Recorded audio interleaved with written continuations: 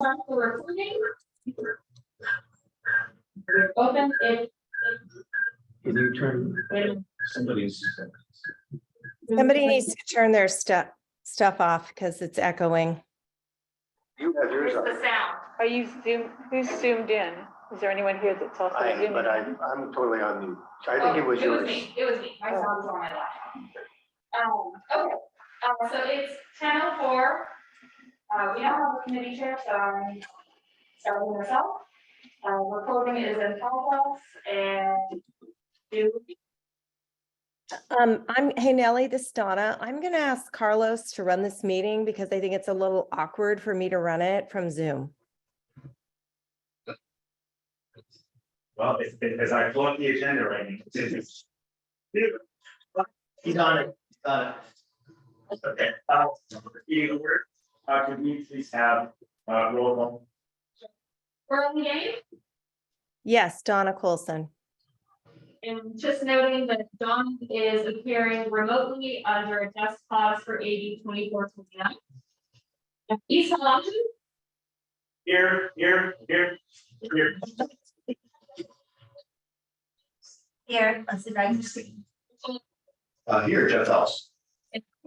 Here, multimedia.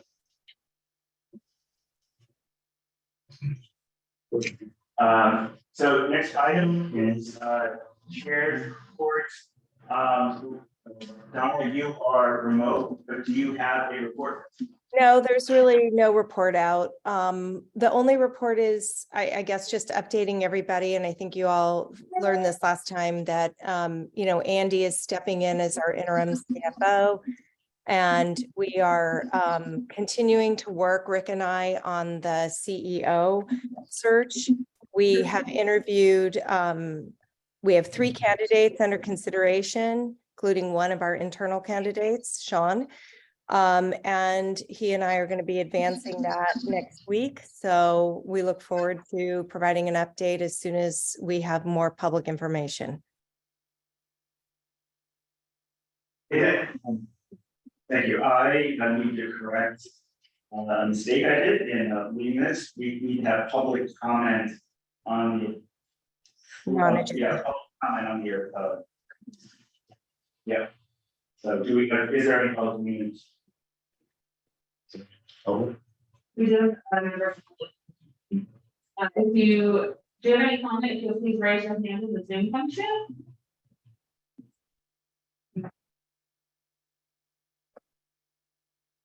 that then go to. So and then there's no public, that was public comment on both the agenda itself and chair's report. With that, let's move on to item number 3, which is the second agenda. Oh. Yes, and let's have approval of this agenda. Move to set the agenda and approve the consent items. Second, we do. Been moved and seconded. We have a roll call vote, please. So we actually don't have to do roll call. Oh, right, because she is. Actually, no, we do. We're because Donna is virtual. First game. Here, To approve consent. East Palo Alto. Yes, you want to. or yes, sorry about that. No, it's really hard to hear. It's super echoey. Hillsborough. Yes, Portola Valley. Yes. San Bruno. Yeah. Well, the motion passes. Thank you. Thank you. So great job, the county, to the chair reports. Move on to staff.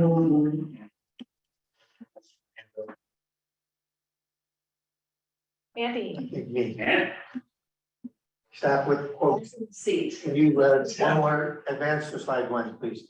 Not much of a staff report. I am back. Thank you. And looking for any applause. Condolences would be more appropriate. Let's see. Okay. Well, I'll show you a little bit of a summary in a little bit, and I showed a summary to the executive committee, but we closed the Wilmington account, which was used in the past for all of the PG&E daily deposits. Those now have been up until have changed some time ago to be transferred to Fidelity operating account, but the funds, there's been $46 million roughly sitting in Wilmington until we closed it. And we transferred those to Schwab last week. I have a call with Schwab tomorrow to talk about what we're gonna invest in, which is probably going to be an institutional money market fund, but basically very safe and short term. An insurance update, the board approved the insurance renewal package at its last board meeting, and we've now signed off and approved all the policies are in place and invoices are in process to be paid. Not much else other than we'll talk about the budget today. Next slide, please.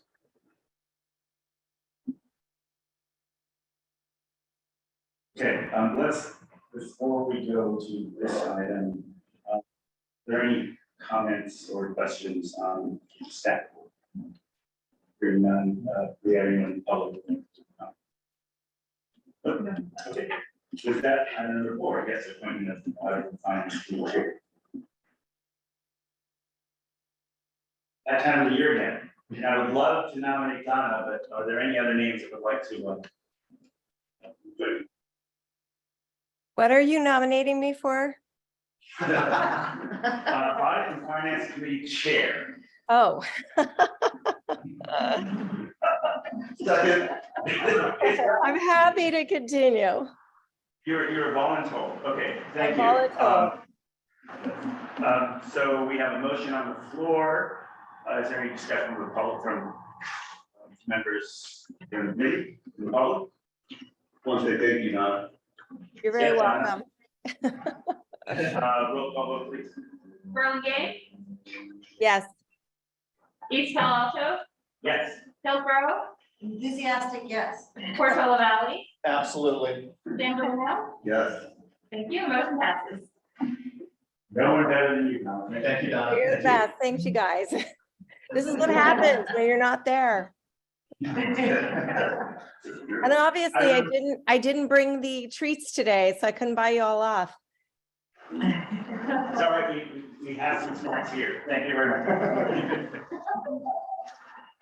Next item number 5, which is review of financial reports and investment. Sure, next slide, please. Really? It feels like you went forward a few slides. I guess not. Okay, fine. Customer load is running roughly near budget all year. Year to date, as you can see there, that's what that chart is slightly below plan or budget, so 0.6%. But Q3 was 1% above budget. So anyway, pretty close all year long. Next slide. Revenues really jumped up from a budget standpoint in Q3, which is the quarter we're talking about, March quarter end. The budget was intended to drop off from the prior quarter from 100 million to 72 million, yet it stayed way up. Q3 revenues therefore were $35 million above budget, offsetting earlier below budget amounts, and that related to the fact that as of January 1, PCE rates increased pretty dramatically as a result of PG&E's rates and a 90% decrease in the PCIA. So we had an unexpected large increase in PCE's generation rates. Next slide. So this is a annual or 13-month look at revenues. The March of 37 million is more than twice what it was in the prior March of 14 million. And has been running fairly consistently 33, 35, 34, 35, 37 million for the last 5 or 6 months. But you can see that in the last 3 months, well above the budgeted level, as we had planned for a drop off in revenues in the first quarter. Next slide. Please stop me any questions. Okay. This is a cost of energy quarterly trend. The cost of energy on the left there, the actuals, you can see the last three quarters, 85 million, 71 million, and then dropped to 51 million. Even though load didn't drop off, as you recall, the high cost of energy in the Q1 and Q2 periods, which was the last half of 2022, were very high. And we saw a pretty dramatic drop off in the costs. And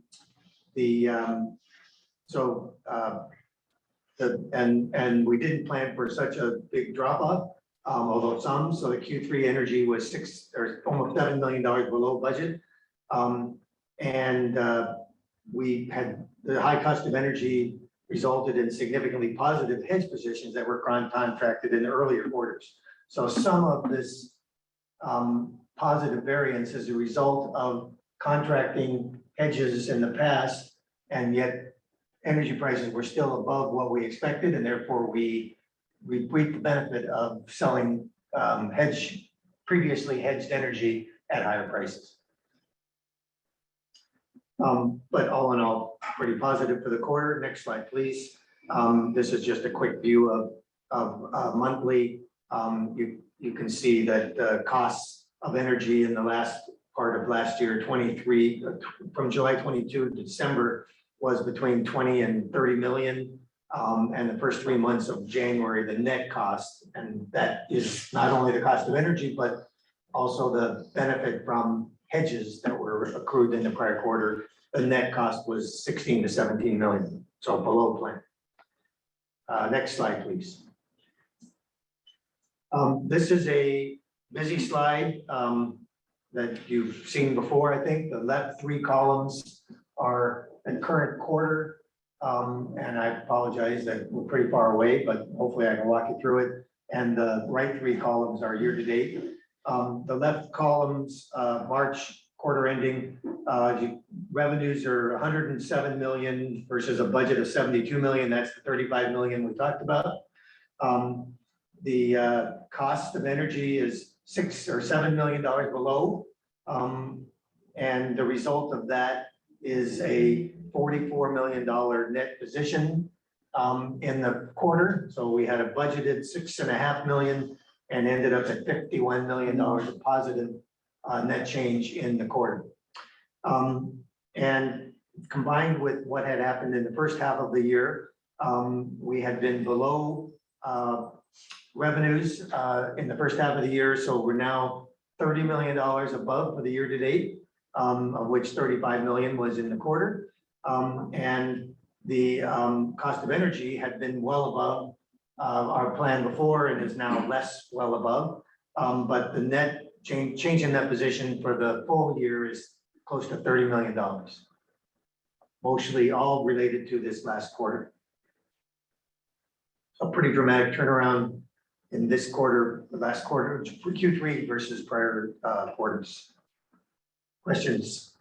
Yeah, you said, so change in that position through the third quarter of this fiscal year, which is in March, June 30th is the full year, March 31 is the third quarter. This is the year to date through the end of the third quarter. So what that means is that the year to date through the second quarter would have been a negative 15 million roughly. Any other questions? Any other question? What is our actual net position now, or are we gonna get to that? We're gonna get to it. I think it's on the next slide. Brianna. And again, this is pretty far away. This is the change in net position. Where do we have, I don't know. That's a big one. Yeah, this is the change in that position, not the actual. I'm not sure I have the actual, but it's only, I think it's on a follow-on slide. So year to date, change in that position is $98 million as opposed to the budget of 68, which is, I mentioned already on the prior slide. And then just for comparison, it shows in the prior year, at the same time, the 98 million compares to a loss of 35 million in the prior year. So $133 million turnaround year over year through the first three quarters. I mean, last year when things have totally turned around since I left, so you ought to, maybe let me And then they go. came back, and you came back. I wasn't gonna say. Um, So I didn't start till after March 31, so you can't, I don't get credit for this. Anyway, significant increases in rates contributed to this, as you probably know. Next slide, please. And the change in that position, we'll talk about that on the budget slide, Jeff. I'm sorry to, I think I got off the top of my head. But a lot of things I don't have on top of my head at this point after just a few weeks. So cash, as of March 31, cash is $222 million. This is really a combination of cash and our investments. Most of our investments are relatively short-term, but also all marketable. That's what translates into a day's cash on hand of 239 days.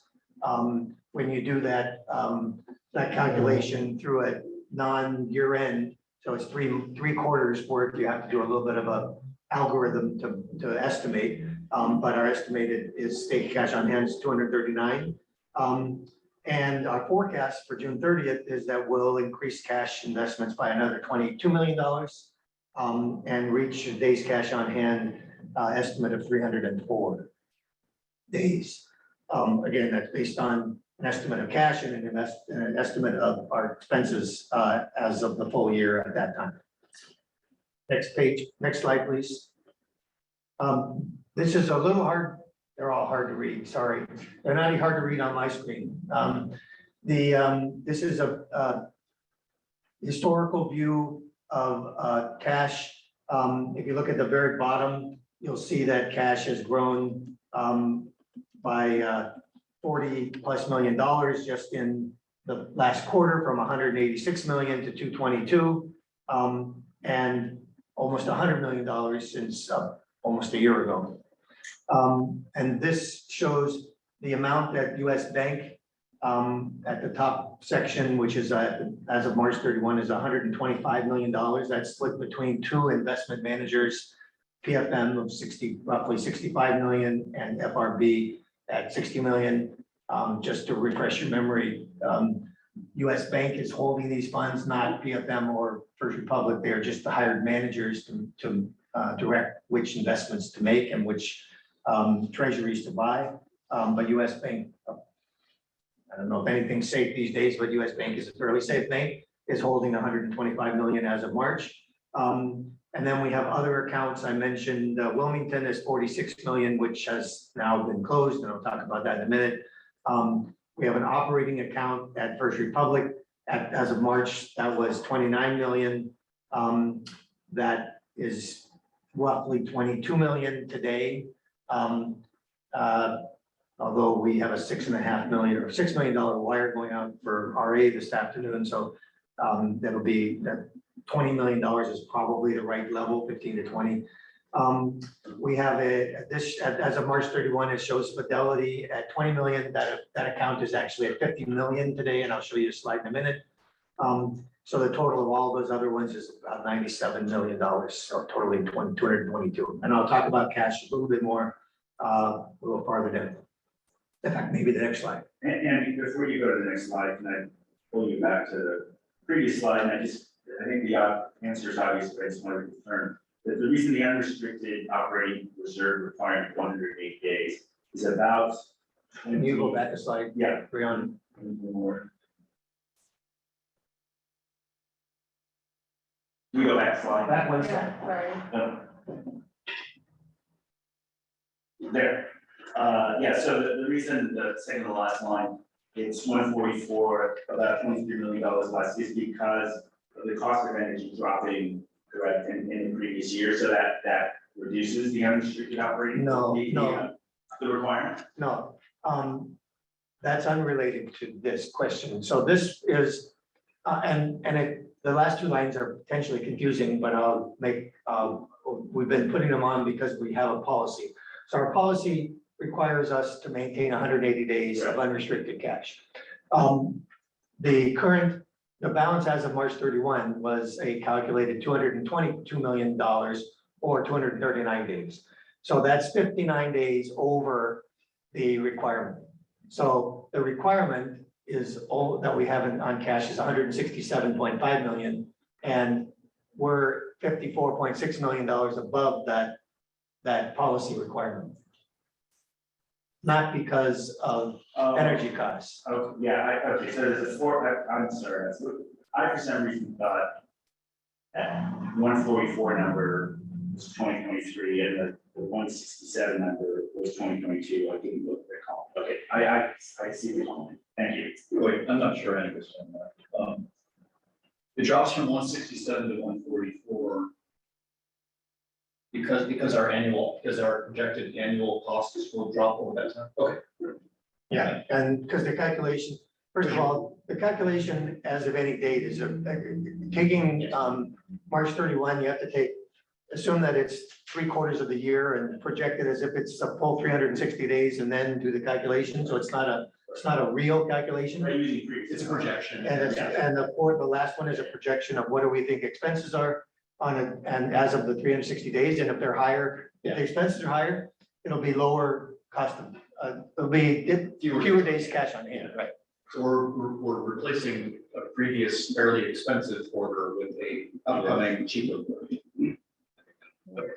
Thank you. Sorry to throw you back. Sure, no problem. Next page, next slide. In fact, 2 slides. Next slide. Okay, so this was a slide that I added or showed to the executive committee last week. It's a little bit out of date, but I'll walk you through it anyway. This was cash balances as of May 5th. So since there had been some sensitivity and a lot of change in the financial markets in the last 60 days, I was trying to fix a date that was current, and I didn't update this for today, but I'll give you a sense of that anyway. So the First Republic as of May 5th was 15. It's 22 million as of this morning. Our Fidelity account is at 50 million. I mentioned that. Wilmington as of May 5th was 46 million. And it's so Schwab as of May 5th at 0. However, that's flipped because we've moved all the money from Wilmington to Schwab. And US Bank is roughly the same, which is about 125 million. So we're roughly 237 plus or minus $5 million at this point. And just to I guess reiterate what we talked about recently, Wilmington, we're considering a regional bank and therefore potentially unstable. That's why we moved over to. Well, Donna called it a regional bank. I don't know. I think it's more regional than one of the big 5. But that's not why I would have moved it. I think Wilmington was set up when PCE was set up as a lockbox account for all the PG&E transfers. And over the course of the last 4 years or 5 years with our investment grade ratings, we don't need to have a lockbox anymore. So we have the PG&E deposits are going directly from PG&E to our own, any account we designate, which in this case is our Fidelity account. I'm sorry, First Republic account. So we don't really need an intermediary anymore. And we don't really have any other than, I mean, Wilmington's done a very good job and they've been great customer service and I've really enjoyed working with them. We don't really need to have the account because there's no real affinity to Wilmington anyway. And I guess it doesn't really matter, but they're 3 hours time difference, but everything that happens emails. What's that? We'll be totally closing it out. Totally closing it out. So we'll have fewer accounts. That's right. Well, we have Schwab now too, but I have, I actually haven't seen confirmation that it is closed. However, I know that the account was zeroed out. And I've provided notification that it is to be closed. So I assume it'll be closed if it hasn't already. Okay, next slide. Andy, wait, can you stay on the slide Sure. just a second? So, could we put a sub bullet under US Bank and a parenthetical? Because we don't have 125 million. What we have is 125 million in securities in custody at US Bank. They're our custodian. They're not really, I just think it deserves a little differentiation. So maybe it's US Bank custodian, parenthetical custody, and then underneath, how much is in First Republic Bank under management with First Republic Bank and how much is under management with PFM? I don't know exactly how to do it, but it seems odd. In all my years, I've never seen anything I've never seen somebody call the custodian bank an investment manager or an investment entity on the line like that. Yeah, on the prior slide, I have a sub-note like you've Yeah, asked for yeah. that talks about the investment manager. I understand it's held in custody. The reality is what we're really holding are mostly direct ownership of municipal bonds, treasuries, and a few corporate bonds. Right. That they're holding in custody for us, and Right. that's the same thing as a individual that has their money at Fidelity. Well, it's not really though, Andy, because we don't control the banking relationship at US Bank.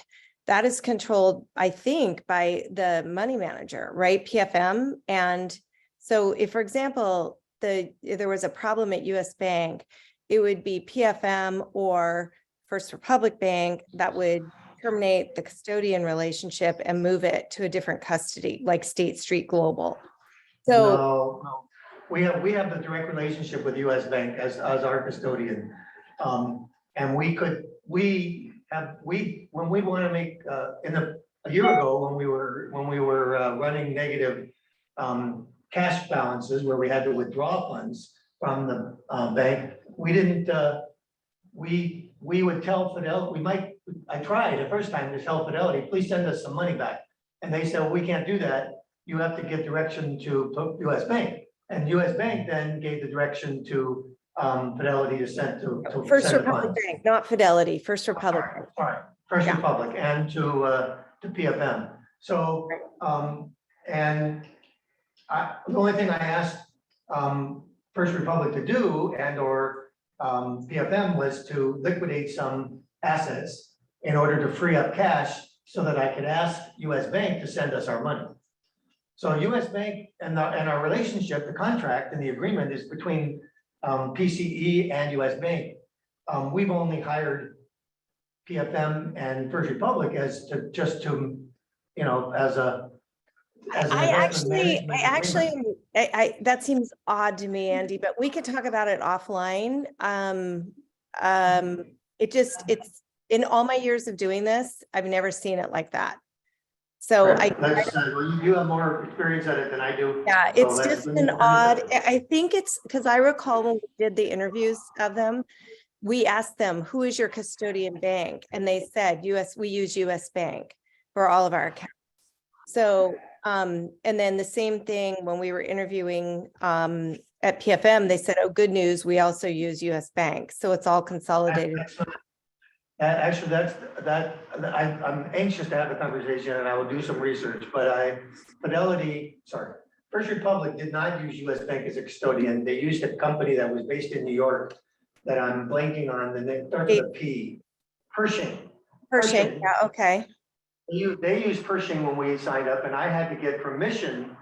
They had to get permission from the powers that be at First Republic in order to use a different custodian at our direction. PFM was using US Bank as their custodian, and by coincidence, maybe it's not complete coincidence, US Bank acquired PFM in the last year, so that they, it's a separate walled relationship, but US Bank actually owns the investment management firm of PFM, but it's a separate relationship. But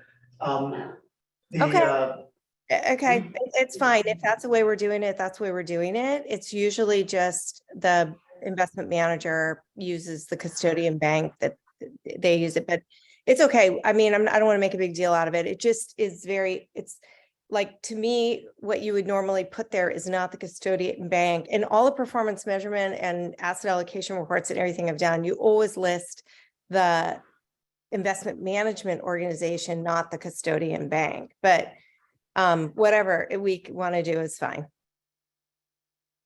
Okay, I do want to look into this and understand it better. I'll make one other comment that, as I'm thinking about it, that my understanding is we have the ability at any time to tell US Bank that the $60 million that's managed by First Republic, we can say, okay, we're inserting a different investment manager now to manage those same funds that you're holding on their behalf. No, but I will, we should get educated about this and Yes. reflect it. You can, Andy, but the thing about it is US Bank is not managing the money for us. US Bank is simply custodying the money. All these other organizations are managing money. Schwab, Wilmington, Fidelity, First Republic Bank, they manage the money. They pick what securities are either held or if it's a bank account, what's underlying. Wilmington Bank does not pick the securities that's held. They are a custodian or an investment manager that has discretion over the funds on our behalf. So that's why what's one of these is different than all the others. US Bank is different. Okay, got it. We'll try to figure out how to reflect it better. Okay. Next slide. So this is a forecast of the full year. As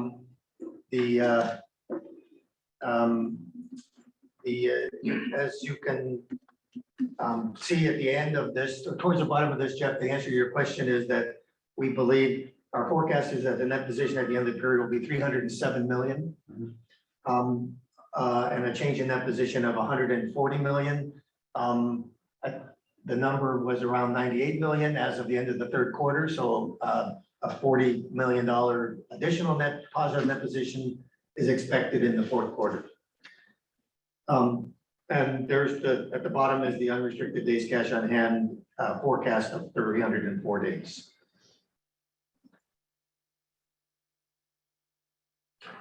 Okay, next slide.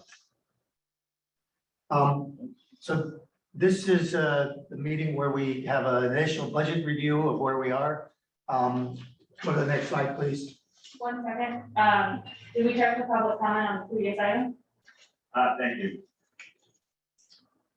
If there's Is there any, no hand raised.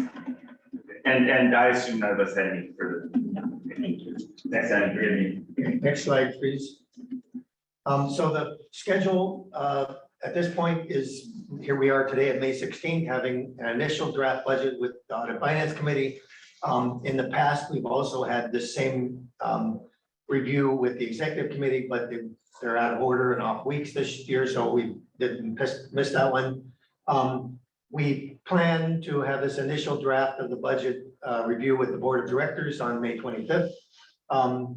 If there are any substantial changes or changes that come out of this meeting or input that we have time to change the slides and input, then we'll do that before the Board of Directors. Otherwise, it's usually the same presentation.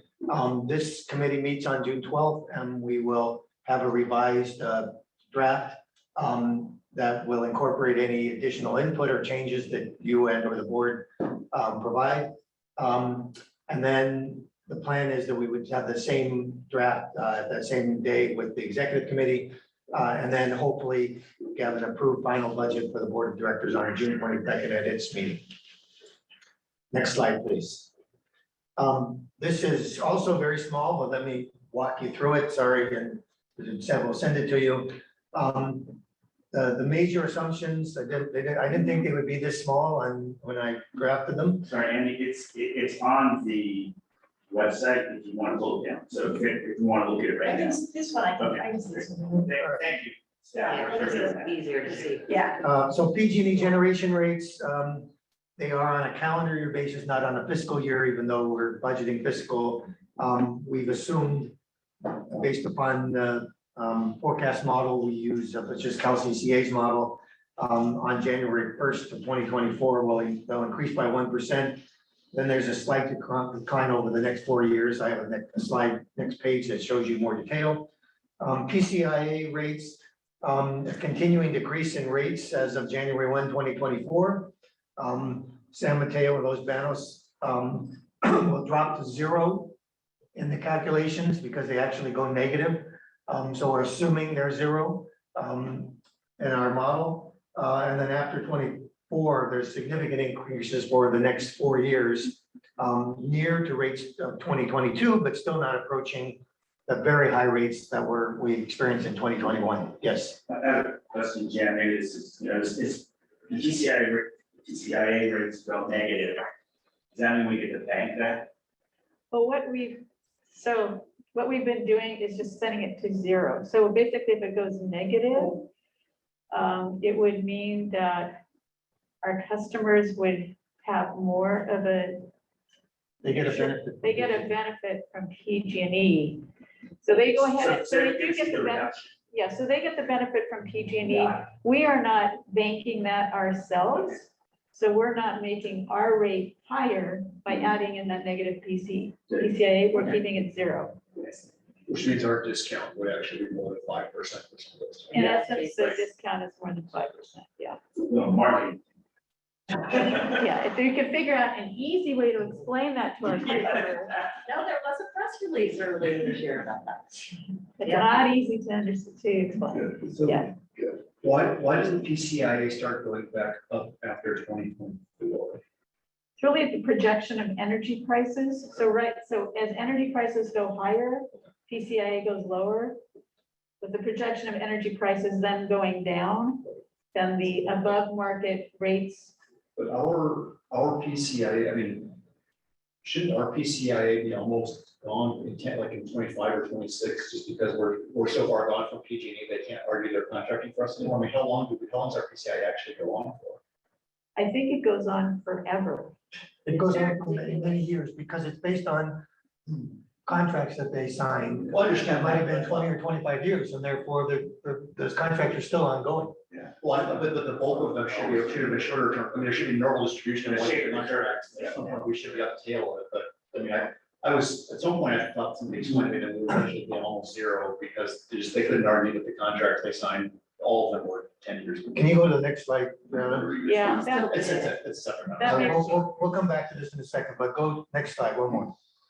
Okay, so this is, again, hard to see, but PCIA assumptions based upon Cal CCA's projections. So there's 2 rates that we've included here. The top one is the E1 rate, which is a residential rate, and the bottom one is a representative business rate.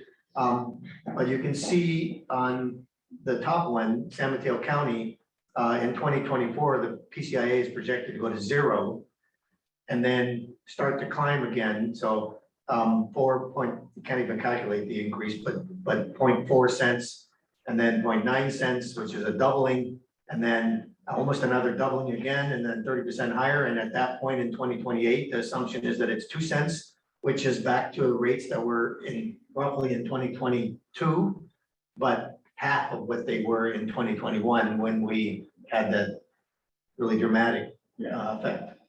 And the similar is true of Los Banos rates. They bounce around more, but they're going back up to the rates that were roughly in 2022, but it's going to take 5 years to get there with some substantial increases, although it won't the impact of PCIA on our rates is not as high, not as significant as the PG&E rates, but they do have an impact.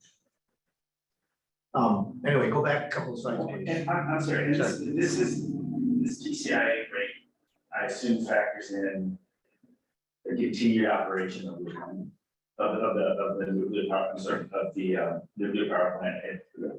Okay, right. I think Diablo Canyon is considered separately. So the PCIA was going down because Diablo was going off. I think there's going to be a separate charge maybe on the bills for Diablo Canyon. Jeremy would be able to answer this much more completely than I can, but I don't think that Diablo Canyon is not supposed to be going back into the PCIA. But yeah, I mean, they have a very convoluted way of spreading the cost for Diablo Canyon, I think across the whole state. So, but more so for PG&E customers. So just in preparation for that, will that be a substantial? We don't. I don't know. It's not going to affect our generation rates. It'll probably be another, non-bypassable charge that Okay. will be on the bill. It's, yeah, sure. So it's off our balance sheet here. Yes, Okay. that's my understanding. Of course, things can change, but that's the way I understand it. It would still be an increasing cost of customer. But Of course, Yeah, of course. all right. Again, All folks, right, back to hear you. me? Oh, This is Jeremy? Yeah, Jeremy. go ahead. Jeremy. Yeah, I've been listening in. Just a couple of quick comments. Resources in the PCIA portfolio will be under contract till at least 2040. Not all of them, but some of them will continue. So it will slowly taper as contracts expire and resources retire, but it has a very, very long tail. For Diablo Canyon, it will roll out of the PCIA calculation for 2024 and 2025 as the two units retire one after the next. But as folks were just speaking about, they're not truly retiring. They will be kept operational for another 5 years, but the cost will be accounted for in a different way, as Jan was just saying. They'll be shared by all ratepayers across the state through a different cost recovery process. But with the Diablo Canyon costs rolling out of the PCIA, it is forecasted based on the Cal CCA analysis to create some downward pressure on PCIA. It should help the PCIA rates with those resources falling out of the calculus. Thank you. Okay, Brianna, can you back 2 slides? There you go, thanks. So we've hopefully beaten that far enough, and then we'll actually cover it in a couple more slides. Customer rates, PCE, therefore, based upon all these changes, are relatively flat for the next 3 years, and then lower in 2027 and 28, although still well above the low year of 2021. The cost of energy, these are again just major assumptions, is budgeted at 311 million, which is an increase of 39 million over the forecast for this year. Resource adequacy cost projection accounts for $31 million of the increase. RA costs have continued to increase. The overall budget does include 2 conservatism contingencies. One is energy cost volatility we've included, which is just a flat $15 million each year. So that's 15 million out of 300 million is what is that, 5% contingency. And then we've added in also, there's been a lot of modeling around the 100% renewable in 2027. And there's the calculations for that are that to achieve that requires a contracting for 15 additional projects between now and then to achieve that. And the odds, we've determined that it's possible that we won't be able to sign all those 15 contracts or at the prices that we've assumed. The worst case, if we don't sign any of them, is $112 million more costs. So we've factored in about 50% of that. So $50 million over the next 5 years. It's a very small impact in the current year of about 770,000. But $50 million of contingency in the next 4 years. Because if we still stay on the path to achieve 100% or 99% renewable as of 2027, it's going to cost us a lot. That's good. We have a lot of contracting to do, and there's obviously some risk, as you've seen in the past, that we can't get the contracting done that we want to get done. So go ahead. So we're going to be 100% renewable on an annual basis by 2025. Our goal was to be 99% time coincident by 2025. So we're still going to be 100% renewable by 2025. It's challenging because projects are taking longer to develop. We expected certain projects to be available in 2025, and the developers are saying we're not going to be operational till 2027 now.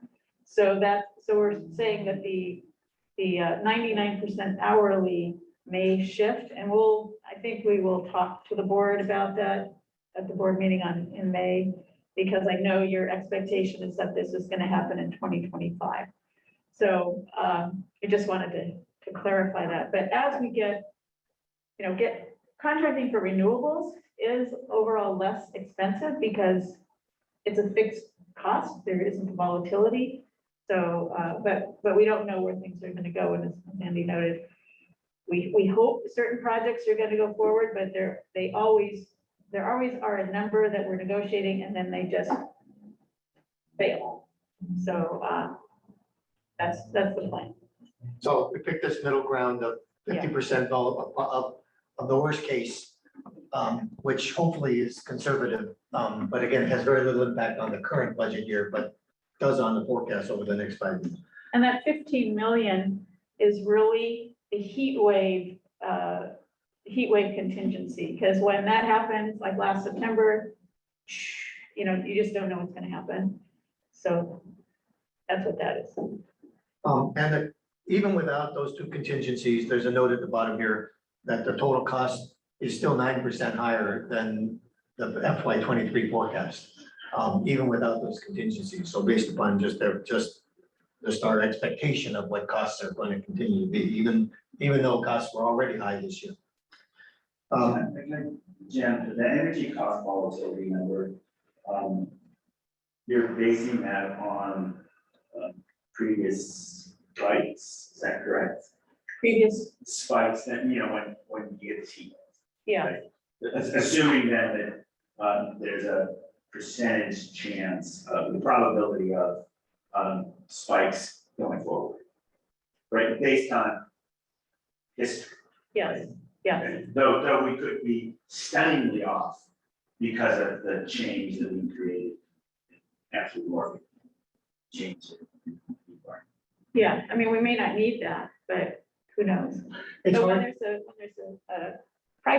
there's a heat wave, the prices in the market go from $100 per megawatt hour to 2,000. Right. And just in a couple of hours, we can be spending millions of dollars extra to serve our customers. I guess what I'm saying is we could be seeing occurrences much more frequently.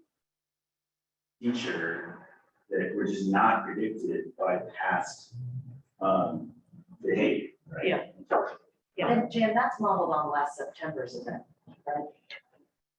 Yeah, that was the most significant event. Recent. That was an extended event. We have there's in the price volatility curves, there's some built-in assumptions of obviously some volatility and a one day volatility doesn't really affect us that much, but it's when it's extended like it was last September, Yeah. when it went on for a week at very high temperatures that it's hard for anybody to, and we weathered it better than most because we are mostly hedged. And therefore, and we get the benefit of our hedges also, what we sell our hedges out goes up too. So that's mitigates a lot of the costs. I would have hated to have been on the other side of that. Yeah. War in Texas a couple years ago. I think. Okay, next slide, please. This is, I skipped over this, but it's not a lot of news here. It's the same two categories of the representative residential rate and a representative business rate. You can see in the column 2024 forecast, which is again calendar year, we've assumed that PG&E's rates are going to go up by 1%, and then 2.5%, and then down 1%, and then down 9%, but not a lot of change over the next 5 years in expected PG&E rates. But with the combined, next slide, please, the combined PCIA going up significantly in the latter part of the forecast period, the 5-year forecast period. Go to the next slide, please. This is the expected, the net of that, which is PCE generation rate. So this is the combination of PG&E's rates, assuming we stay on that model, and PCIA, where our rates for 2024 go up by 3 to 3.5%, and then are down a little bit in the following year, and then down more each year thereafter. So, well, by the end of 2028, in this forecast, at 10 cents a kilowatt hour, we're back approaching what we had a couple of years ago. So well below 40% below what we are experiencing right now in 23 and 24.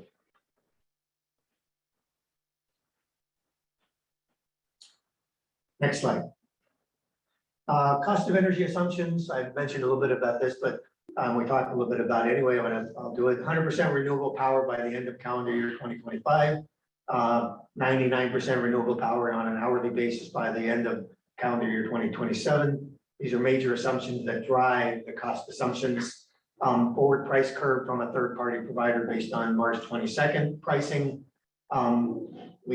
Though that pricing and forward price curves is detailed by every node that we have a PPA at. So it's very detailed pricing and each hedge contract that we contracted for and where they put energy on the grid. It's a very complex forecast, which means that it has a lot of things that would definitely be wrong, but hopefully it's on average relatively close. RA purchases at market prices and all months for each calendar year. I know this committee and board has talked about penalties and paying penalties in the past instead of paying market prices, but we've assumed that we will pay full market prices at every month and every year. And we've added an assumption about EV adoption rates, which adds about 50 to 100 gigawatt hours per year, which is about 1 to 3% of our load every year. And then the bottom table, which is too small, shows a growth in load assumptions of 3.7 million megawatts to 4.1, almost 4.2 million megawatts in 2028. A steady growth of load over the next 5 years. Next slide, please. I just Sure. want to make one comment on the RA. Go back, Go please. back one slide. So we're assuming that we're able to find RA and that we will pay the exorbitant market prices. There is also, we also may be paying penalties as well, because if we don't hit certain requirements by certain dates, we're still assessed a penalty, even if by the time the month comes that we need to be providing the RA, we've procured it. So we're fighting that in the legislature. Say it again. So we have a year ahead requirement by October 31st of each year. We have to show that we've procured 90% of our year ahead RA requirement. And then we have a month ahead requirement as we get into the year. For this last year, we did not hit our year ahead requirement for 3 months. So we have been, even though now we've actually cured 2 of those months, there's still 1 month that we're not yet there. But we are being penalized for not having hit our year ahead requirement on October 31st. So we have we're gonna have to pay the PUC $2.5 million because of that, which is stupid. No one's recording, so no. It's all being recorded, So but it is stupid. that's the form that the penalty takes is an actual cutting a check. Right, we have to cut a check. I'm not sure where the check goes. It does not Does create, it come back to us in another way No. on our bills? no, and it does not create more RA by paying this penalty. It just goes into the general fund of the state or something like that. So just want to make sure you are aware that we're trying not to pay any penalties. We're making the decision that we are trying to go ahead and buy the RA and not pay the penalty, but sometimes we still get penalties even though we have, in the end, met our commitment. I want you Jan, to know that. Yes. Jan, if we get penalized before we meet the RA commitment, do we have any obligation to just not take the penalty and not then pay the very high exorbitant price for the RA? No, we have that option to pay a follow-on penalty, but the paying the early penalty doesn't negate the penalty for not meeting the obligation in the end. But we've had this conversation here before, and I know other CCAs are having it as well, that some RA months are $60 to $80 a megawatt out, and the penalty is $8.88. So it's millions of dollars in potential penalty savings if you take the penalty, although those there's a process of penalty points that add up, and as you get to a threshold of penalty points, then the penalties double to $17, and then they triple to whatever that is, $25 or something like that. But it's a terrible system that everyone has to has to follow and pay exorbitant prices to avoid the penalties and avoid the PR hit of the penalties. So, Mhm. Jen, there's a technical discussion about RA at the CCA conference, which I'm not sure I qualify to go to because it's technical, but it piqued my interest because I don't quite understand the procurement and how we're getting this. I mean, it's because it sounds like it's going to be a vexing problem. Yes. Just in the future. Yeah, we had a discussion with the procurement subcommittee. Jeff went through the machinations of the I remember it. It just- penalties. Yeah, So went. yeah, you gotta hear it about 10 times before you fully understand, and then it'll have changed by then, but Right. yeah. But this point issue is as important in some ways as the economic discussion, Right. so it's a both and. Yes. Because if you miss the RA and then you get enough points, you then start doubling, tripling, quadrupling your penalty, and that's where. Well, it can have effect on, counterparty negotiations and all kinds of other things, so. And it's like driving. You get the points on your record and they don't expire. They don't go off your record for a couple of years. Okay. If we could do that, we would. Can we do traffic school? To get out of the penalty? That is a great idea. Oh, God. Jeremy, why don't you?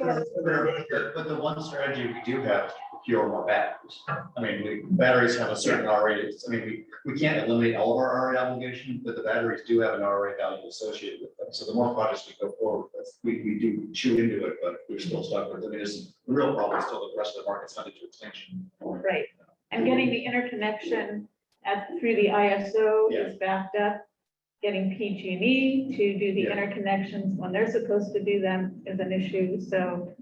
And there isn't, you don't necessarily get credit for batteries on the distribution system, you only get them on or behind the meter, or any of that stuff. I'm So- sorry I know there's a really interesting discussion, but there's only a half hour left and there's some areas Okay. that I think we need to It's not discuss. like 13.5. Okay. Okay. Before you, Donna, you don't have any questions, I'm sorry. Didn't ignore it. Fine. Next slide. Okay.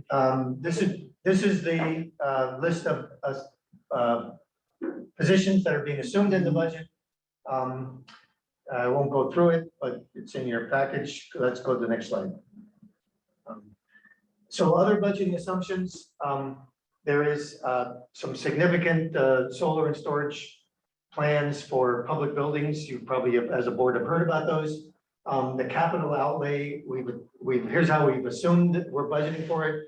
We've assumed that they're not expenses, but that the PV1, which is a limited number of projects, and then a much larger one, has a cash outlay of $7.5 million in the fiscal year 24, and then $43 million in fiscal year 25.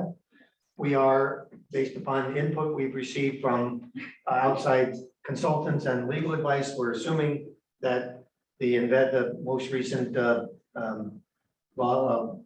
was it called, Biden's package last year, Inflation Reduction Act, that the investment tax credit, which would not normally flow to non-tax paying entities, will in fact flow to us, and that the first one will receive a payment of roughly 30% or 2.2 million, but it won't come till 2 years later. And then the same thing on PV2, which is 30% to roughly 30%, but 2 years after our investment.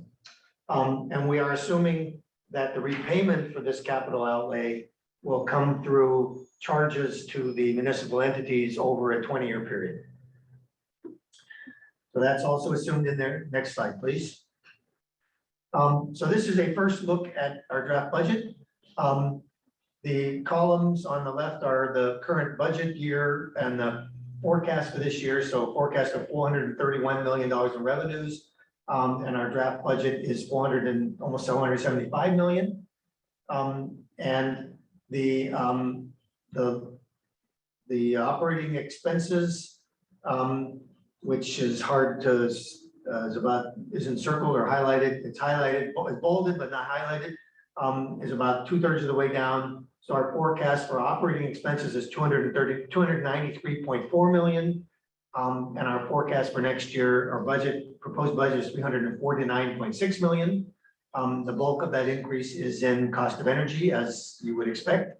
And because of what we talked about earlier, which doesn't, as I mentioned, does include a $15 million contingency and a small contingency for the 24/7. Other changes are staff compensation of $3 million, $3.5 million. And then the community energy programs of the $5 or $6 million, as those have been ramping up finally with respect to incentives for building and electric vehicles. The change in that position, current budget draft shows about 125.6 million, relative to our forecast this year of 140 million. And our unrestricted days cash on hand, if all those things played out exactly as we predicted, would be a unrestricted days cash on hand of 397 at the end of June 30th, 2024. I have more slides, a few more slides I want to go through, but any questions on this? The PV expenses are not. The PV expenses are not reflected. Next slide, please. So the expenses, Go back 2 slides. that's the ones for the. Right there, right? Yes, PV. these are not shown as expenses in the budget. They are capital outlays, cash capital expenditures, of which we're going to capitalize and not shown in the budget draft that I'm showing on the next page. Okay, so, in some rules, cash is king.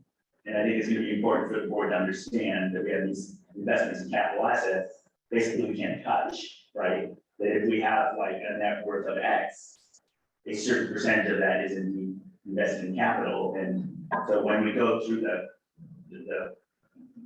understanding of how much money we actually have to play around with, people need to, now that we're gonna have like capital investments, I think we need to make sure that we make that very clear to the entire board, right? That happens, and we all have that in our own city budgets, but just to make sure that we're reminding people of it. So what this shows is a capital outlay of 7.4 million in 24, a capital outlay of 43 million in 25, a capital inflow of 2.2 million in 26, and a capital inflow of 15 million in 2027 as a result of the investment tax credit.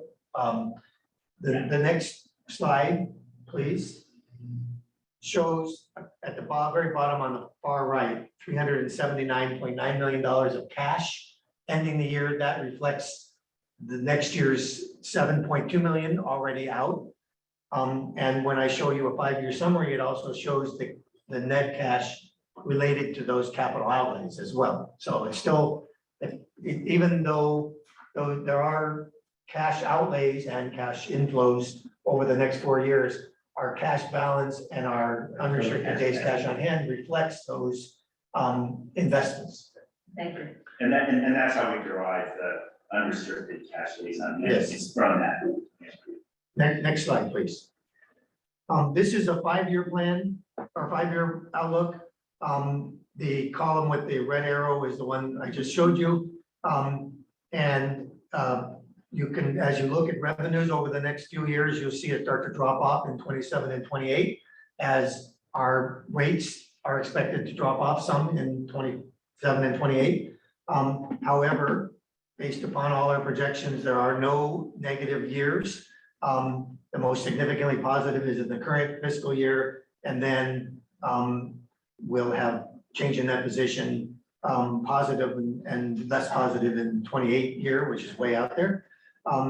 Down to almost towards the bottom, you'll see cash growing from $244 million forecasted at the end of fiscal year 23 to 379 million next year, and then to 544 million in the 2028 year, with an unrestricted days cash on hand of 504 days, 5 years out. You will see a drop off in days cash on hand in the 24 to 25 day period. And that's largely related to the question you raised earlier, Jeff, about higher expenses. And therefore, even though it's the higher expense level is less than revenues in the 2025 projection, the average days of expenses is higher, and therefore the days cash on hand, which is a calculation of average expense or daily expenses, is lower. Is that also because that 43 million is being taken out? That is also related to that. Okay. But there's also a pretty big jump in expenses. So daily expenses, even though revenues are not going up as much, the daily expenses are going up dramatically more. Okay. And that, they both contribute to that, but it's also the 43 million as well. That's another reason, yes. Next page, next slide, please. So there's been some discussion about what do we do, if anything, about excess funds? And I wanted to provide a little bit of context for this committee to discuss and or the board. As you know, rates and energy prices have been very volatile over the last 2 or 3 years. Right now, we're in a upswing, but I'm a very cautious person by nature, which is why I ended up in kind of the job I'm in. And it makes me uncomfortable when something is this good. But it may continue for, looks like it will continue for a couple of years. As I mentioned, days cash is projected to be 397 as of June 2024, but a little bit of context. The PCIA on 2024 is the same as January 2022, and that wasn't even the highest. We would, approximate revenues would be $30 million lower for a 6-month period, which is 60, because PCIA and our calendar, our fiscal year are off by 6 months, which would have an impact of $60 million in a 12-month period. And if energy costs, if the $15 million contingency is half as much as we need, then that would have an impact of days cash on hand of almost 40 days. There's also, I understand, been some discussion before I joined about increasing the discounts. I wanted to provide a little bit of context about that. Each additional 1% discount reduces total revenue by about $5 million a year. Approximately 40% of the benefit of a discount would apply to residential customers because our residential customers pay 40% of our revenues. Each 1% reduction would reduce the average residential bill by approximately $8 a year. When you look at electricity or PG&E bills, at least mine, the total PG&E bill, 40% is gas, 40% is, or close to 40% is transmission and distribution, and about 25% is generation, which is the part that we impact. And in residential, even though the average is $8 a year, there's a wide range of bills. I know I'm probably one of a higher user than many of the lower income areas, but the reduction benefit would be skewed to large houses and big users. So a lot of people would generate a residential reduction of less than $8 a year. So our residents would be saving a lot of money. yeah. So I don't, and make it 2% and you double all those numbers, you'll see an average residential reduction of $16 a year or less than $1.50 a month, even if it was 2% discount. So to make a substantial impact on a lot of people, you'd have to have a pretty big discount, and that might set precedents for a long period. On the commercial side, the same 1% discount. As you know, 60% goes to benefit our commercial customers, which is applied to 30,000 customers. Each 1% reduction would reduce an average commercial bill by $100 a year. So $8 a month. And the top 1,500 customers would save an average of $300 a year. So just some context for the fact that because the PCE portion of the PG&E bill is so small, there's not a lot of dollar savings for percentage increase or decreases. Next slide, please. There's been some other discussion about what to do with excess funds. I'm having these discussions because I've heard a lot of discussion in the 3 weeks I've been here, and it does look like there's a lot of excess funds. One alternative is to set aside extra reserves that would have they'd have no accounting impact, but would enable identification of a specific reserve for a specific purpose. I don't, I've heard of people using the term rate stabilization reserves. I don't really know what that means. Because what that would mean is that you would have to, if you were tied to PG&E, you would actually go off of PG&E's rates and take out of your reserves to pay for those. But it wouldn't change the fact that your net income would still be negative. Because it's just moving money from one bucket to another, but not changing the fact that your income statement would be any different otherwise if you did that. There are some CCAs that have implemented what's known as GASB 62. And GASB 62 allows you to move revenue from one accounting period to another. It has effect of smoothing the net position. There's two reasons. Utility companies used to do it, or still do it because their rates are tied to what their profitability is. But it allows, and some CCAs are starting to do it because they are starting to implement bond covenants. And to meet bond covenants where you have to meet a certain net position or positive net position, you can move revenues from one period to another in order to make sure that you smooth your net income. I'm not a fan of it, but it is available to us. And as I mentioned, a couple of CCAs have done it. I think it's just fooling yourself about where you are, but that's just my interpretation and it's an allowable accounting standard. Another possibility, sure. To that last point, you know, a credit rating agency is going to look at our cash accounting regardless, so it's not, we can make it look pretty, make nice, pretty, you know, profit and loss graphs every quarter, but they're gonna look at the cash behind it. They're gonna look at the cash behind it, Definitely. and they're not gonna look at any 1 year, and they're gonna look at a trend of multiple years. They're not, I don't know, they're not fooled by using GASB 62, but it does, the main reason to do it, I really do believe is bond covenants, which are stupid in some cases, that say you have to meet a certain net position every year, and in order to do that, you can move revenues from 1 year to another to do it. One alternative we threw out, and this number isn't fixed, anything, is to provide a one-time benefit to care and fair customers or low-income customers. For comparison, I picked a $500 number. There are in San Mateo 41,000 care customers, or sorry, in San Mateo and Los Banos combined, there's 41,000 care customers, and there's 1,500 fair customers. A $500 refund to those 43,000 customers would cost approximately $21 million, and would reduce our projected days cash on hand from 397 to 375 in June 30, 2024. And there's no magic to the 500. It could be more, it could be less. You could expand it to other customers. The Care and Farah we picked because there's a instead of just saying if you qualify or you can apply or whatever, that there's already been a qualification process that the federal government has and the PG&E has already defined as somebody qualifies for this, and we don't have to go through a qualification process. I just threw out a couple of ideas, but there's no magic and we don't do any of them. Can I add a third alternative? Sure. That's just plowing more money into our community energy programs or other energy programs and just building up this bank of, you know, between batteries, virtual power plants, some sort of demand response. Just trying to work on that volatility risk, but also possibly even on our risk.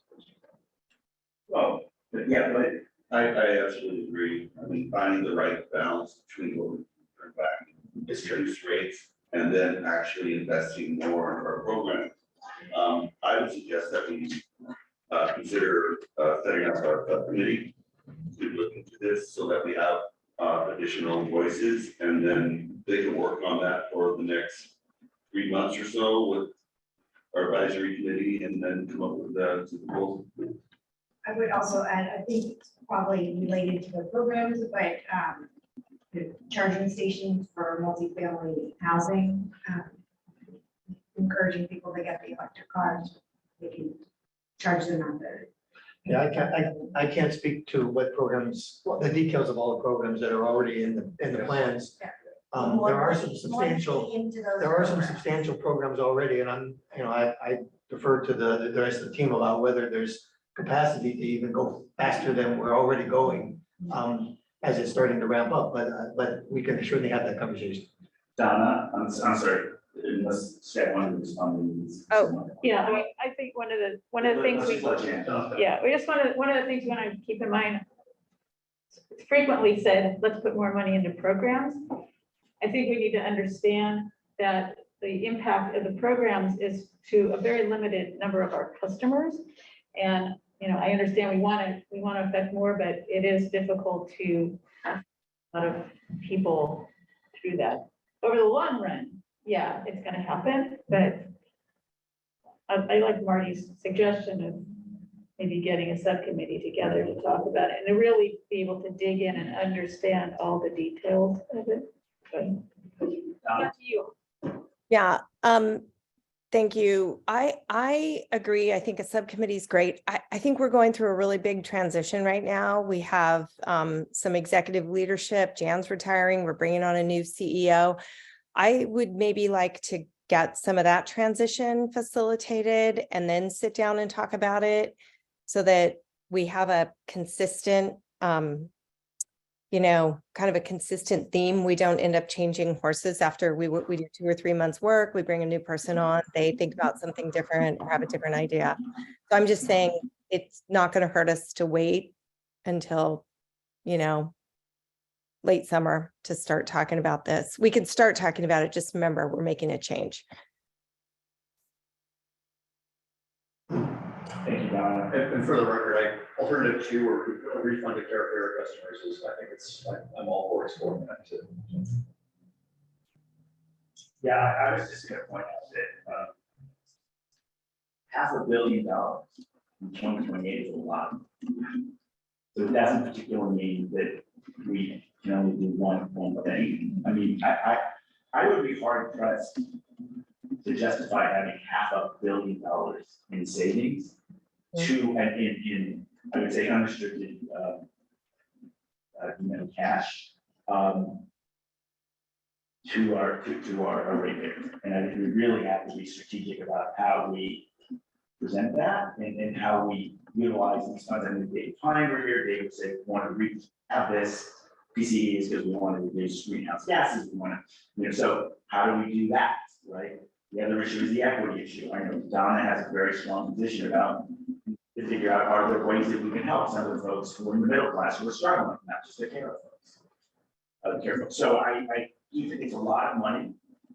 If we get there, remember, 4 years ago, we were anticipating having more money in the bank for 2 last few years. I mean, we got slapped, right? So we can't count on this money, but again, I think that we should be looking at a number of. There's another piece of the puzzle here that, there's work I know going on about a cost of service study. And I don't, one, we haven't dug into it yet, 2, we haven't got results, and 3, we haven't implemented it, but theoretically, if we, and it's gonna take some time to do, it's a complicated process. If in fact we do it, then revenues would be more closely aligned with costs, and therefore we wouldn't achieve that 500 million. This is based on an assumption that the current methodology doesn't change and that all the assumptions underlying, which are many, are right. So. Good reminder. Actually, a good problem to have, right? Opportunity. Yeah, my early, it is a good problem to have, and I think we're talking about $500 million, which is when we really think that that's possible. Given what's happened over the last couple of years, I would hope that the board would not rush to make big changes. I am with you, Andy. But I would like to see this year play out the way we think it's gonna play out. I do think that the Karen Farah or something even bigger than that is doable and responsible, and hopefully it mitigates some of the other pressures from others to want to do things that might put us in a bad situation that we wouldn't want to be in until we're confirmed. Public, or what, actually, are you done? Is this? No, there's one more slide, but it's really nothing on there. It just talks about, It's influence. okay. Okay, so let's go to members of the committee. Okay, good. And any other thoughts, questions on this? Yeah. Okay, next slide, Ron. Okay, Well, yeah, so we have some next steps. Hopefully we can get them done before the board meeting. If not, they'll hopefully be before the next meeting of this committee in a month. That we need to, there's some additional internal discussions about programs and what the program budget is and what's included in the budget for the coming fiscal year already. And then we will attempt, once we have April's financials, which would not be until another couple of weeks, so towards the end of May, if we have time to incorporate more updated actuals through April into our forecast for the year, we'll try to do that as well, if they're available in time.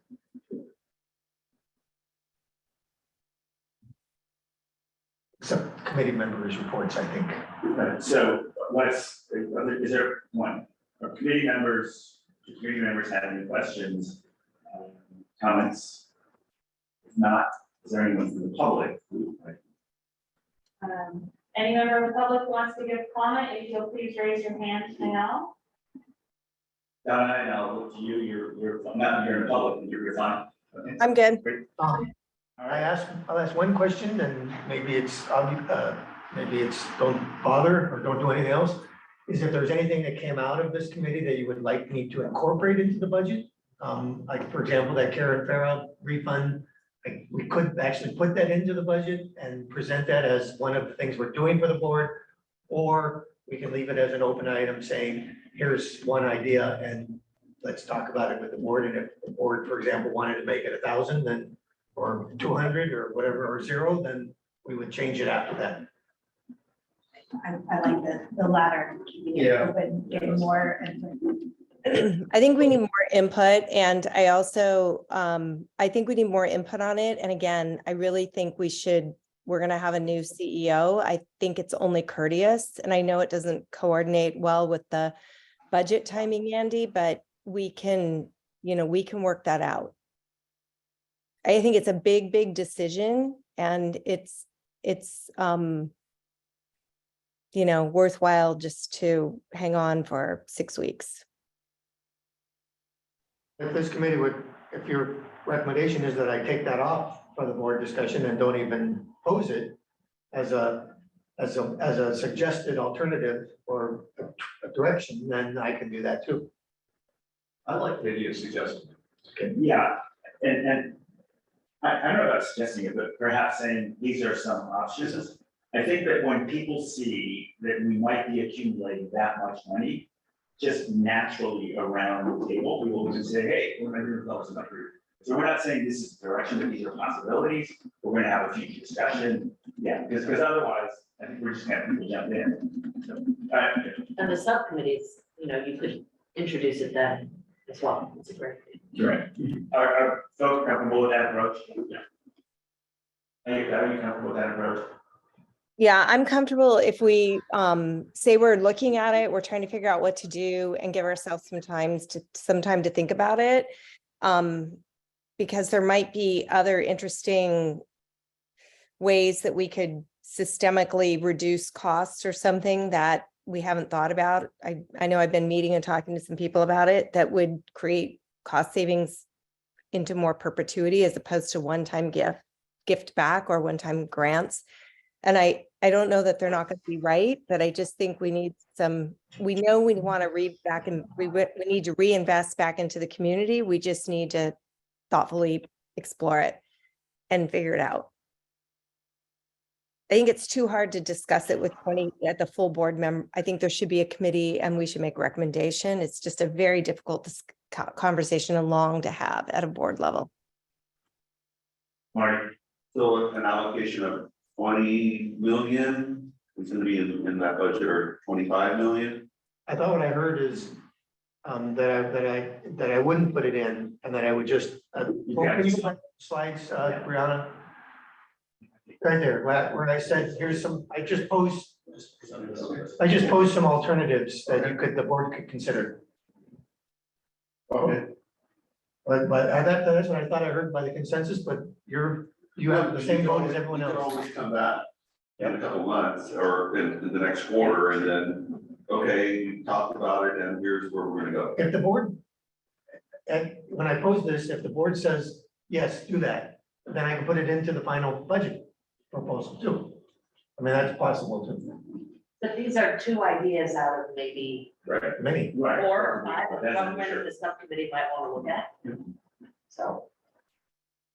I would not put it, when is the final date for the budget, Andy? When do you present?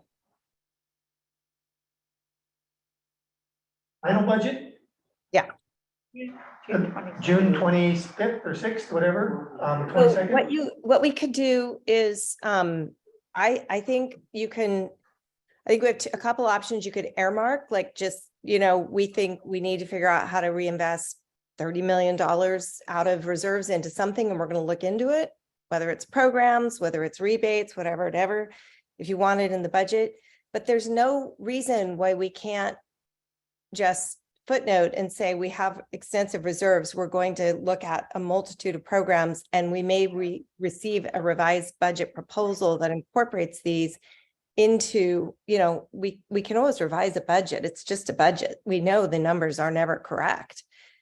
We could always come back in September, October with a more definitive number and revise again at that point if we need.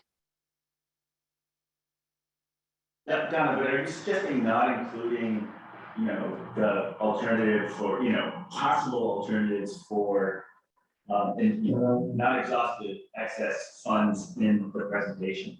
Well, I'm saying you could put a big number in there if you want and say, we're going to try to figure out what to do with $20 million, $50 million. We don't know yet. You could just put the number in.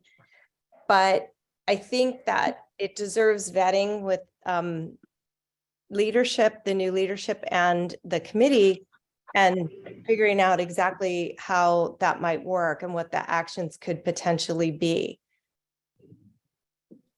I mean, My worry about that, Donna, being that being somewhat that vague, is that it's not gonna satisfy some of those board members that say, well, you're gonna be at $500 million in 4 years. And you're already making $140 million this year, and you have way above your minimum days cash on hand. Why aren't we doing something right now? we are doing something. We're telling them we are doing something, Andy. We're saying that we're gonna do, we're looking at a variety of options, from programs to reinvesting to even, I know you said it's only $8, but what if you lowered your rates 10% for a year? I mean, I'm just saying there's a lot of potential options here. And I think it deserves vetting by a subcommittee, and we have no reason not to wait until, I'm going to just say, we talked to a couple of candidates that had some really interesting things that they were doing on the CEO side with regard to some bundling and just some interesting things. I don't want to talk about it extensively right now, but I'm just asking for your gracious support in why we have to do this today, right this very minute, when there's maybe some other options that are coming in or some interesting things we might want to look at or think about. Donna, but I don't think anybody is suggesting either plugging a number, well, I think plugging the number thing in is probably not on the table. But I don't think anybody is saying these are the alternatives. I think it would be helpful at the board level to get a little bit of discussion going. You may start it with possible alternatives, non-exhaustive, right?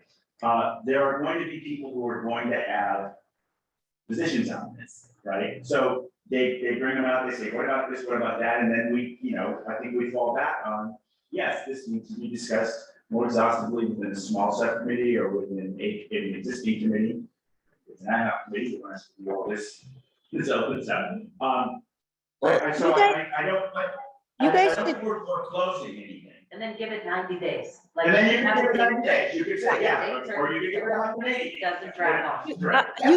You guys can go ahead and, do what you like. It's no big deal. I'm just saying that the concern I have is somebody makes a motion at the board to refund $1,000 or $2,500 to every Cara and Farah customer, you know, and you get put into a hole pretty quick where, you know, like I said, there's middle-class people that are also really, really hurting. I see them all the time. We have a lot of stuff going on to help the very lowest income people. We don't have a lot of stuff going on to help the next set of people, the school teachers, the people who are working for our city governments that are making, you know, 75,000 that are just struggling as well as the people making 30,000. So I'm worried that you're going to put it out there and you know how these things go. And then next thing you know, it's like, okay, I think, you know, this is what we should do. And there's pressure and it's just not well thought and well vetted. But if you guys are willing to do that, you know, then I think it's fine. I would come with something a little more baked, but that's just my sense of how I usually work in these things. But if you want to throw it out to 21 people and have a big discussion and get all the ideas, then go back. That works too. You're just going to get a lot of work.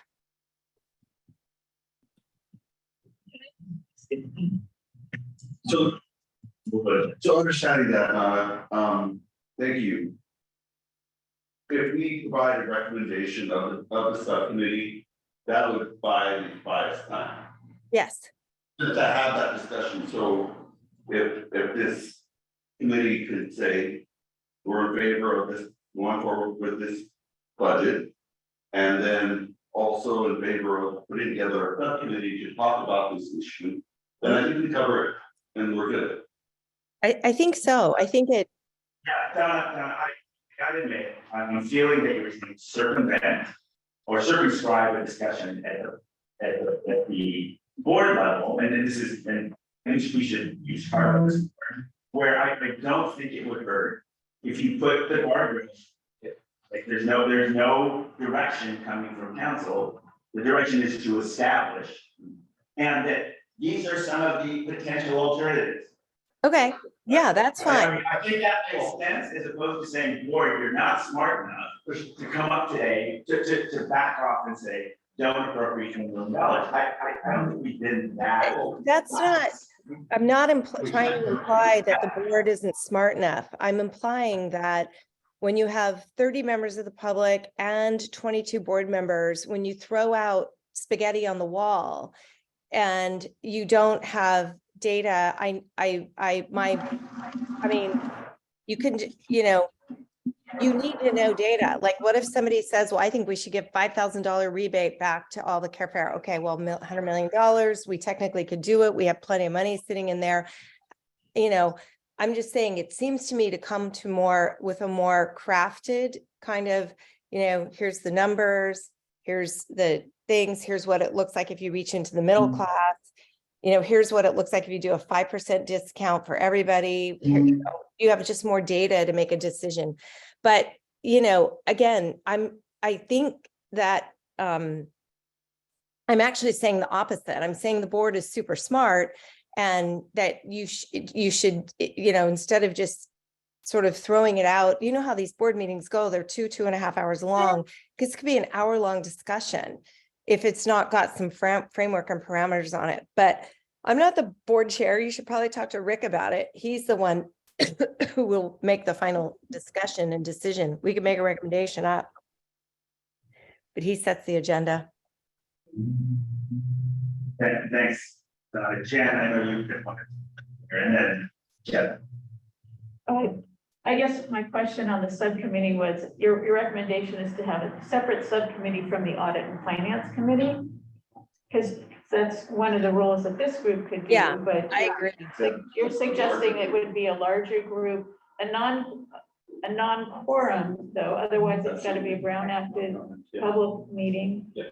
And then the people on it, we cannot have more than 2 people from this committee who would serve on it, because we can't have a quorum of the executive committee or the audit finance committee on that subcommittee, just so. Thanks, Jan. Jan. figure out here. Wait, Donna. I would like to see this Yeah. committee, I think it's a financial decision and I'd like to see this committee vetted a little more. And, you know, I'm happy to work on it very hard over the next 30 days to figure some options out and give a more, you know, throw out a more, comprehensive numbers studied set of parameters for the board to discuss at a broader level. I mean, if we need to set up 2 more finance committee meetings, I'm happy to do it, but Wait, Jeff, you want to say something, and then I want to try to synthesize what we said here. You understand what we're doing? I was just gonna say, I feel like this, without actually prescribing a program for this character question, just raising the issue for one thing, that's just an extra. I hate to waste rounds of iteration because the board always wants to get their input. That was all I was gonna say. So not proposing that whole thing, but just suggesting that bring the alternatives up to the board, feels like a useful recommendation, like that's to me, because it gives us one more round to do that before this committee starts. So. I have a question, I don't know if this is a formal question, but, so there's a subcommittee with all the parameters of, you know, so forth. Could that subcommittee take input from like one member from everybody, so if we presented at the board meeting and said, one, maybe subcommittee, Brown Act wise, is there, everybody, maybe they go home and they sleep on it, and they come up with the best idea ever, and they didn't mention that the board meeting, is there a way they can get that, idea to the subcommittee then? Jennifer, this is a question for you. Is that really mental? Yeah, if I'm understanding correctly, are you asking if the issue is discussed at large in the board and then there's a kind of a sleep on it, you know, gestation period and then folks want to communicate their thoughts after that, is that correct? Yes. Yeah, so in terms of Brown Act, that wouldn't be possible as communicated to the board in its entirety. Of course, within reason, the board member could come to an executive committee meeting or an audit and finance committee meeting and share that information. But generally, there's not a kind of off-board communication. That's what the board, the Brown Act is trying to prohibit. As has been discussed before, there certainly could be a what we call an ad hoc subcommittee, which would not be subject to the Brown Act and would be able to meet and discuss this issue in a limited time setting. So that's certainly another option that's not a Brown Act relevant subcommittee. Thank you. So if I may, I'm not sure I want a subcommittee of this committee engaging in this discussion because it only, our maximum limit is 2. I think that if we want to have a more contentious discussion, we would want to set up an ad hoc. I know it's a little more difficult for staff, but it does get us around the Brown issue, and we can focus. And it could be people from the executive committee and people from the finance committee, on the forums. But I do think it would make more sense to have more than 2 people discussing this with staff. Yeah. Other folks are taking a lot of the direction on this. I agree. Okay. So are we fine with the formulation of some ad hoc committee that discusses what to do with this possible windfall or accumulation gap? Yes. Let's make it possible. So if I can just make sure I heard everything and what I think maybe we should, the direction we would take for the board meeting is that we will have a slide of possible alternatives for excess funds. It would maybe be a little more, not quite as cut down, yeah, not as detailed as this. And then we will take additional input at the board meeting to expand that list. We will ask for a subcommittee of volunteers to be on a subcommittee to discuss further and come back in 90 days with a recommendation as to what we might want to do with the excess reserves. And Nellie will make sure, well, we'll let people know that if someone wants to raise their hand, only 2 from the Audit and Finance Committee could participate, and only 4 from the Executive Committee could participate, and others as they wish, as long as there's less than 11 people on the committee. That a good, did I miss something there? If it's ad hoc, do those, I mean, if the committee's ad hoc, could we have 3 members of the finance committee or no? No. Ad hoc meaning it's just put together for a Oh, yeah. special reason, and then it expands when it's. So the 3 people meeting on that, so we're still considering it, it's not.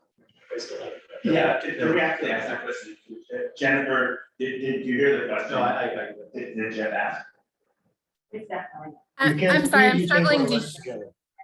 I'm struggling to hear the question. Can you repeat that, Jeff? Sorry, I was saying, even if it's an ad hoc committee, that provision of we can't have 3 members of this committee, even on an ad hoc committee, is that true? Yeah, that would be a quorum or near a quorum of this this committee, yeah, committee, yeah, so we would so- be violating in Does that it sense. say So it would have committee? to be other members of the board to Yep, comprise that committee. I mean, we could, but that would force it to be a public meeting. Yeah. correctly. Okay. I mean, there are some limitations because we have this overlapping between the executive committee and finance committee, but we can work it out. There are plenty of other folks who are not on these committees who are quite bright, have great ideas, and they can vote. Is the ad hoc committee also open to alternates? I'm sorry.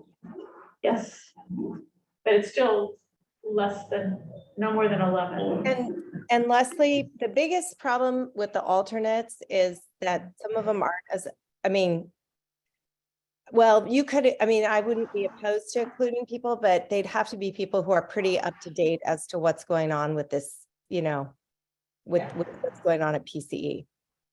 Definitely. It seems like there's some that kind of come every time and then some that only come in emergencies. Rush turnover on alternates this year, I would say 75% of alternates this is their first year. Yeah. So maybe not. Yeah. And I do want to remind folks that even if the ad hoc committee will meet, they will come back with suggestions. And that doesn't mean that the board can't just rip it apart and say we want new stuff, right? So that's, you're not precluded. If I'm not on this committee, which this ad hoc committee should be fine, you have an opportunity to time when they come back to the board. So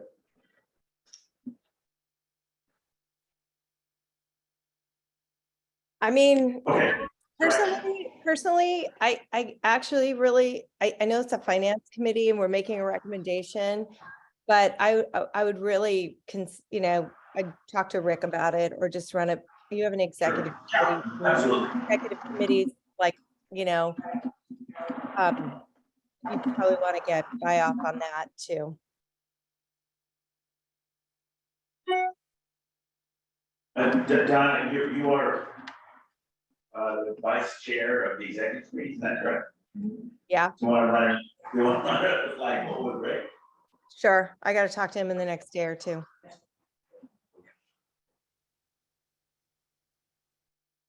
But I think there's been some direction given here, assuming there isn't some sort of. Veto, okay. Anything else for today, other reports? Okay, with that, sorry, you run much more efficient meetings, Don, I'm sorry, we're well over our hour and a half, All right. forgive me. I got to Okay. head out because I got to get to another meeting, but thanks for doing it, you guys. Appreciate it. Thank you. Thanks, All right, Donna. take care, Donna. Meeting adjourned. Thank you, everyone.